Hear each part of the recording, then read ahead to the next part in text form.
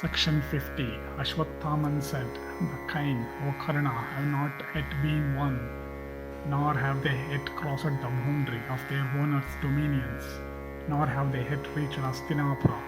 Why dost thou therefore boast of thyself? Having won numerous battles and acquired enormous wealth and vanquished hostile hosts, men of true heroism speak not a word of their prowess. Fire burneth mutely, and mutely doth the sun shine. Mutely also doth the earth bear creatures, both mobile and immobile. The self-existent hath sanctioned such offices for the four orders, that having recourse to them each may acquire wealth without being censurable. A Brahmana, having studied the Vedas, should perform sacrifices himself, and officiate at the sacrifices of others. And a Kshatriya, depending upon the bow, should perform sacrifices himself, but should never officiate at the sacrifices of others. And of Vaishya, having earned wealth, should cause the rites enjoined in the Vedas to be performed for himself. And Sudra should always wait upon and serve the other three orders. As regards those that live by practicing the profession of fowlers and vendors of meat, they may earn wealth by expedients fraught with deceit and fraud, always acting according to the dictates of the scriptures.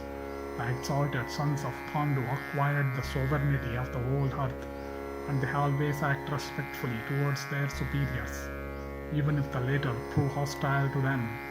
What Kshatriya is there that expresses delight at having obtained a kingdom by means of dice, like this wicked and shameless son of Dhritarashtra, having acquired wealth in this way by deceit and fraud like a vendor of meat? Who that is wise boast of it? In what single combat didst thou vanquish Dhananjaya, or Nakula, or Sahadeva, although thou hast robbed them of their wealth? In what battle didst thou defeat Yudhishthira or Bhima, that foremost of strong men? In what battle was Indraprastha conquered by thee? What thou hast done, however, O thou of wicked deeds, is to drag that princess to court while she was ill and had but one raiment on. Thou hast cut the mighty root, delicate as the sandal of the Pandava tree, actuated by desire of wealth. When thou madest the Pandavas act as slaves, rememberest thou what Vidura said? We see that men and others, even insects and ants, show forgiveness according to their power of endurance. The son of Pandu, however, is incapable of forgiving the sufferings of Draupadi. Surely Dhananjaya cometh here for the destruction of the sons of Dhritarashtra. It is true, affecting great wisdom, thou art for making speeches, but will not Vibhatsu, that slayer of foes, exterminate us all? If it be gods, or Gandharvas, or Asuras, or Rakshasas, will Dhananjaya, the son of Kunti, desist to fight from panic? Inflamed with wrath, upon whomsoever he will fall, even him he will overthrow, like a tree under the weight of Godura. Superior to thee in prowess, in bowmanship equal unto the Lord himself of the celestials, and in battle equal unto Vasudeva himself. Who is there that would not praise Partha, counteracting celestial weapons with the celestial, and human weapons with human? What man is a match for Arjuna? Those acquainted with the scriptures declare that a disciple is no way inferior to a son, and it is for this that the son of Pandu is favorite of Drona.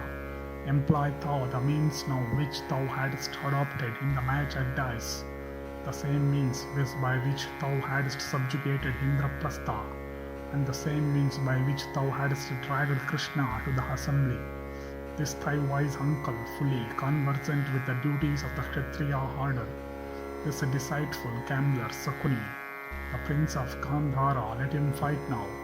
The Gandiva, however, doth not cast die such as the Krita or the Dwapara, but it shooteth upon foes blazing and keen-edged shafts by myriads. The fierce arrows shot from the Gandiva, endued with great energy, and furnished with vulturine wings, can pierce even the mountains.